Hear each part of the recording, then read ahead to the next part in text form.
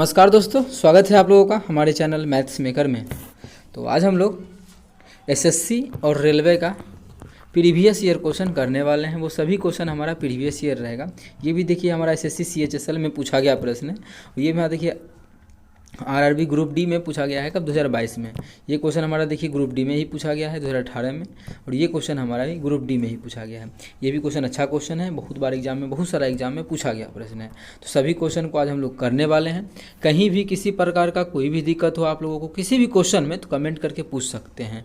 ये आपका अपना चैनल है मैथ्स मेकर।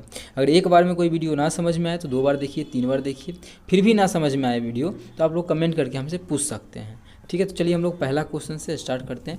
ये भी क्वेश्चन आप लोग को जो शो हो रहा होगा क्वेश्चन डिस्प्ले पे, ये भी क्वेश्चन हमारा 2018 में एसएससी सीएचएसएल के एग्जाम में पूछा गया प्रश्न है। ठीक है, तो देखिए करते हैं।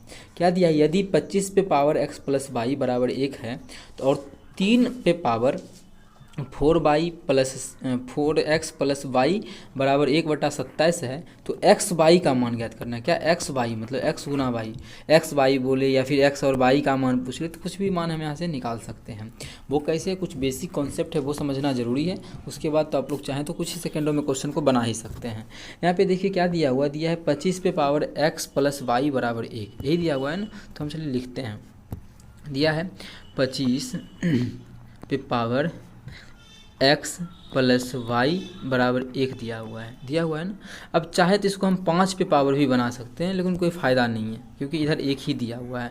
नहीं तो अगर बना लेते इधर, क्या 25 को हम लिख सकते हैं 5 का स्क्वायर। ठीक है, लेकिन कोई ज़रूरी नहीं है, उधर 1 है। अच्छा, इसी को हम 1 को 1 नहीं लिख के क्या चीज़ क्या अच्छा, एक चीज़ पहले ये बताइएगा आप लोग कि कोई भी चीज़ पे पावर, मानिए हम यहाँ पे दे दिए x पे पावर 0, इसका मान क्या होता है।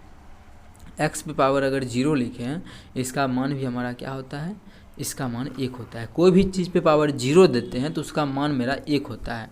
अच्छा, इसी में हम पूछ ले कि 25 पे पावर 0 दे दें, इसका मान क्या होगा, तो इसका भी मान मेरा क्या 1 हो जाता है। कोई भी चीज़ पे पावर अगर 0 चढ़ता है तो उसका मान 1 होता है। तो हम लिख सकते हैं क्या, इतना 1 को हम ये चीज़ लिख सकते हैं, 1 की जगह पे लिख सकते हैं 25 पावर 0। इधर मेरा 25 पे पावर x प्लस वाई तो है ही, ये तो रहेगा ही रहेगा। इधर हमारा आ गया क्या चीज़, 25 पे पावर 0। अब देखिए इधर भी 25 पे पावर कुछ ना कुछ है, इधर भी 25 पे पावर कुछ ना कुछ है। तो इधर 25 अगर आधार सेम हो तो उसका घात क्या बराबर होता है। तो x प्लस वाई का मान क्या आ गया, बराबर 0। आधार तो सेम था तो यहाँ से बोल सकते हैं x प्लस वाई का मान आ गया 0। ठीक है, x प्लस वाई बराबर 0। यहाँ से मेरा x प्लस वाई निकला। अगर चाहे तो यहाँ से एक चीज़ और कर सकते हैं कि यहाँ से अगर निकालना चाहे तो x बराबर वाई उधर जाएगा तो क्या हो जाएगा, x बराबर माइनस वाई। ये हमारा x एगो से निकला, एगो हमको जो दिया था उससे निकल गया है, मतलब x का मान जो है माइनस वाई के बराबर है। अब आगे ये दिया है, इसको भी ले लेते हैं। अच्छा, कोई भी मानिए 1/2 का स्क्वायर अगर दे दिए हम तो इसको हम लिख सकते हैं 2 पे पावर कितना, -2, ऊपर जाता है तो माइनस पावर हो जाता है। ठीक है, ये चीज़ आप लोगों को पता होगा, इतना हम सोच के चल रहे हैं। इधर क्या है, 3 पे पावर, इस साइड 3 पे पावर 4x, 3 पे पावर 4x प्लस वाई है। उधर मेरा क्या है, 1/27 है। 1/27 को हम लिख सकते हैं 3 पे पावर 3, बिल्कुल लिख सकते हैं। 1/27 को हम लिख सकते हैं 3 पे पावर 3 लिख सकते हैं। इसमें तो कोई एतराज़ नहीं होगा आप लोगों का, नहीं है। अगर नहीं है तो ये 3 पे ऊपर जाएगा तो इसको हम बोल सकते हैं 3 पे पावर -3 भी बोल सकते हैं। तो 1/27 को हम इसको मिटा करके लिख सकते हैं यहाँ पे 3 पे पावर -3, बिल्कुल लिख सकते हैं। अभी तुरंत समझाए थे, अगर आधार सेम होने चल रहा है, आधार सेम हो तो इसका घात भी सेम होता है। तो घात क्या बोल सकते हैं, 4x प्लस वाई का मान बोल सकते हैं कितना, -3। ये हम बिल्कुल इस मान को बोल सकते हैं। आप लोगों को कहीं भी किसी प्रकार का कोई परेशानी नहीं होना चाहिए। पहला समीकरण में देखिए एक ये आया था, दूसरा ये आया। अच्छा, x बराबर माइनस वाई रख देते हैं, तो यहाँ पे रख देते हैं तो कितना जगह 4, और x की जगह क्या लिखेंगे, -22। अब प्लस वाई एगो इधरो है, इधर प्लस वाई है, प्लस वाई बराबर -3।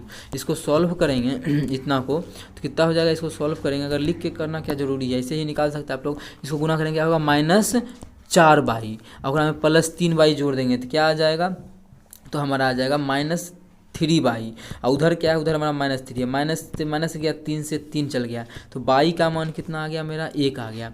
जब y का मान मेरा 1 आ गया तो इस मान को हम यहाँ पे रख देते हैं इस समीकरण में, इस समीकरण में अगर रख देते हैं तो x बराबर क्या हो जाएगा -y का मान कितना है 1 है, तो x का मान -1 आ गया, y का मान +1 आ गया, यही चीज़ आ गया। अब हम लोग से जो क्वेश्चन में पूछा है कुछ बोल सकते हैं, कुछ भी बोल सकते हैं, मतलब जो भी पूछे x y पूछा, मतलब पूछा x और गुना y, ये दोनों को गुना करेंगे तो कितना हो जाएगा, क्वेश्चन पूछा x y, तो x y हमारा क्या होगा 1 गुना -1, तो कितना हो जाएगा -1, मतलब x y का मान हमारा -1 आ जाएगा, जो कि हमारा किस ऑप्शन में है, ऑप्शन दूसरा में है। तो ऑप्शन दूसरा हमारा बिल्कुल करेक्ट आंसर हो जाएगा। कौन सा ऑप्शन, दूसरा ऑप्शन। उम्मीद करते हैं दोस्तों समझ में आ गया होगा। कहीं भी किसी प्रकार का कोई भी दिक्कत हो किसी भी क्वेश्चन में तो कमेंट करके पूछ सकते हैं, ठीक है। तो हमारा x y का मान पूछा था कि गुना करके कितना होगा, दोनों को गुना किया तो हमारा कितना आ गया -1, जो कि हमारा किस ऑप्शन में है, ऑप्शन दूसरा था, तो ऑप्शन दूसरा हमारा बिल्कुल करेक्ट आंसर हो जाएगा। इस प्रकार का क्वेश्चन इस प्रकार से इतना लॉन्ग बनाने का कोई ज़रूरी नहीं है, मने मन कर सकते थे x + y बराबर कितना 0 हो जाएगा, x बराबर -y हो जाएगा, मतलब x का मान -y के बराबर हो जाएगा, ठीक है। अब यहाँ से मान निकाल लेते, फटाफट रख देते, तो ज़्यादा जरूरी था, इसी प्रकार से बना सकते थे, ठीक है। तो चलिए अगला क्वेश्चन करते हैं, क्वेश्चन नंबर 2। किसी प्रकार का कोई भी दिक्कत हो इस प्रकार के क्वेश्चन में तो कमेंट करके पूछ सकते हैं। इसमें भी किसी प्रकार का अगर कोई दिक्कत हो रहा है, अगर नहीं समझ में आ रहा है तो आप लोग वीडियो को एक बार फिर से देखा कीजिए, फिर भी ना समझ में आए तो हम बताने के लिए तैयार है, क्वेश्चन को बता देंगे। चलिए अगला क्वेश्चन, क्वेश्चन नंबर 2 देखिएगा। क्वेश्चन नंबर 2 क्या है, क्या बोला है क्वेश्चन 2 में, यदि x का 35% बराबर y का 40% है तो x अनुपात y पूछ रहा है, ठीक है। x अनुपात y पूछा है और हमको परसेंटेज दिया है, क्या दिया हुआ है, x का 35%, ये x है, इसका 35%, 35% का मतलब बटा 100 बराबर दिया है y का 40%, 40/100 यही दिया हुआ है। यहाँ से कुछ कटेगा उसको काट लीजिए, 2 जीरो से 2 जीरो कट गया, अगर 5 से काटे तो 5 8 40, इसको काटेंगे 5 7 35, तो कितना आ गया, इसको उधर आ गया मेरा x 7x, अगर दूसरे कलर से लिखते हैं इसको तो क्या आ गया मेरा, आ गया 7x बराबर 8y, यही आ गया। हमको x बटा y निकालना है, x बटा y बराबर 8 तो इधर रहेगा ही, बटा 7 भी आ गया। तो क्या पूछा था क्वेश्चन में, x अनुपात y मतलब 8:7। क्वेश्चन में यही पूछा है कि देखिए यहाँ पे x अनुपात y क्या होगा, तो x अनुपात y हमारा जो आ गया वो आ गया हमारा कितना 8:7, जो किस ऑप्शन में है, तो ऑप्शन डी में है, तो ऑप्शन डी हमारा बिल्कुल करेक्ट आंसर हो जाएगा। कौन सा option, option D, option D हमारा बिल्कुल करेक्ट आंसर हो जाएगा। उम्मीद करते हैं दोस्तों समझ में आ गया होगा। कहीं भी किसी प्रकार का कोई भी दिक्कत हो किसी भी क्वेश्चन में तो कमेंट करके पूछ सकते हैं। ये आपका अपना चैनल है मैथ्स मेकर, ठीक है। तो अगर अच्छा लगा तो अपने सभी दोस्तों के साथ इस वीडियो को ज़्यादा से ज़्यादा शेयर करें। चलिए अगला क्वेश्चन देखिएगा, क्वेश्चन नंबर 3, जो कि हमारा ग्रुप डी में पूछा गया प्रश्न है। क्या है, यदि संटी अपने मासिक वेतन का 50% भोजन पर, 20% किराए पर खर्च करता है और 1500 का बचत करता है तो उसका मासिक वेतन ज्ञात करें। देखिए यहाँ पे क्वेश्चन में थोड़ा सा अच्छा हल्का क्वेश्चन है, लेकिन एक और जो आप इससे पहले वाला वीडियो में कराए थे उसमें क्या था, उसमें अंतर क्या है, उसमें था कि 50% भोजन पे कर दिया खर्चा, उसके बाद जितना बचा है 50% ख़त्म कर दिए, कितना बचेगा 50, जितना बचा है उसका जो भी था उसका दिया था। लेकिन इसमें ऐसा नहीं बोला है, बोला है 50% और 20% अलग अलग दोनों दिया है। ऐसा नहीं बोला 50 फिर जितना शेष बचा उसका, शेष बचता है तो सक्सेसिव लगाते हैं, फिर जो भी तरीका आप लोग को हम बताएं वहाँ पे वो तरीका लगाना है। यहाँ पे बोला है कि जो टोटल था उसका 50% भोजन पे और उसी का टोटल का ही 20% किराए पे खर्च करता है, तो टोटल खर्च कितना कर देता है, टोटल जो उसका खर्च हो जाता होगा 50 20 70% खर्च हो जाता होगा। तो 100 तो कोई भी चीज़ अपने आप का, कोई चीज़ आय रहे चाहे कोई भी चीज़ रहे, कोई भी चीज़ अपने आप में 100% होता है, उसका 70% ये खर्चा कर दिया तो बचाया, बचत कितना करेगा, बचत करेगा 30% का ही बचत करेगा।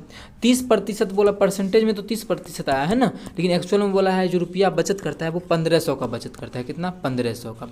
तो पूछा है कि उसका मासिक हमको वेतन निकालना है, मासिक वेतन कितना है 100% है, तो 30% का मान इतना, तो 100% का मान कितना हो जाएगा, तो 100% का हो जाएगा 1500 बटा 30 गुना 100। यहाँ से काटेंगे 0 से 0 गया, 3 5 15 50, 50 गुना 100 कितना आ जाएगा 5000 आ गया। कितना आ गया 5000 आ गया। मतलब उसका जो मासिक वेतन है वो हमारा 50,000 आ गया, जो कि हमारा ऑप्शन बी में है। तो ऑप्शन बी हमारा बिल्कुल करेक्ट आंसर हो जाएगा। कौन सा ऑप्शन? Option B. उम्मीद करते हैं दोस्तों समझ में आ गया होगा। कहीं भी किसी प्रकार का कोई भी दिक्कत हो किसी भी क्वेश्चन में तो कमेंट करके पूछ सकते हैं। ये आपका अपना चैनल है मैथ्स मेकर। तो चलिए अगला क्वेश्चन करते हैं, क्वेश्चन नंबर 4। क्वेश्चन नंबर 4 देखिएगा। अगर आप लोगों को कहीं भी किसी प्रकार का कोई भी दिक्कत हो तो पूछ सकते हैं। यदि क्वेश्चन अच्छा लगता है, समझ में आता है, तो अपने सभी दोस्तों के साथ इस वीडियो को ज़्यादा से ज़्यादा शेयर करें। तो देखिएगा हमारा 4 नंबर क्वेश्चन क्या है।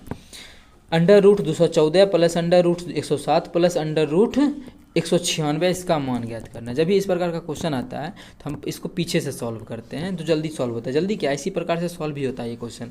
तो अब देखिए इसका मान कितना हो जाएगा, अंडर रूट 196। तो अंडर रूट 196 का मतलब, तो इसका रूट हटेगा, इसका वर्गमूल निकालेंगे तो हम इसकी जगह लिख सकते हैं कितना 14।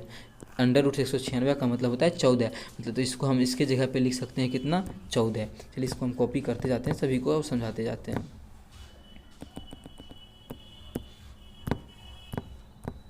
ठीक है, यहाँ से इतना आ गया, इतना तो आप लोगों को समझा दिए थे।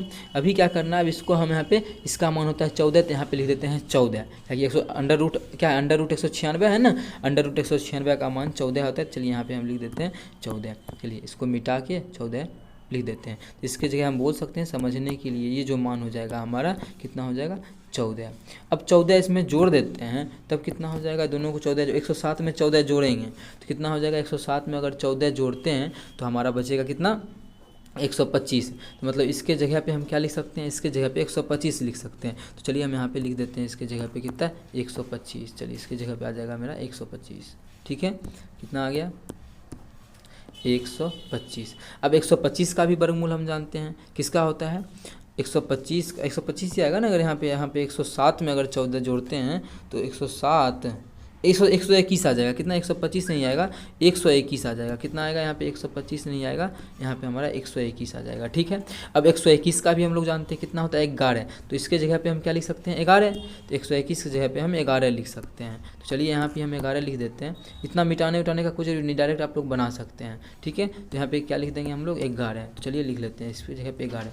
अब दोनों को जोड़े तो क्या बच गया, अंडर रूट 214 में 11 जोड़ दिए तो क्या जगह 225। और 225 का वर्गमूल हमारा होता है 15। कितना होता है 15। मतलब इतना इसको सॉल्व करने के बाद जो हमारा आ जाएगा 15 आ जाएगा, जो कि हमारा किस ऑप्शन में है, ऑप्शन बी में है। तो ऑप्शन बी हमारा बिल्कुल करेक्ट आंसर हो जाएगा। कौन सा ऑप्शन, ऑप्शन बी।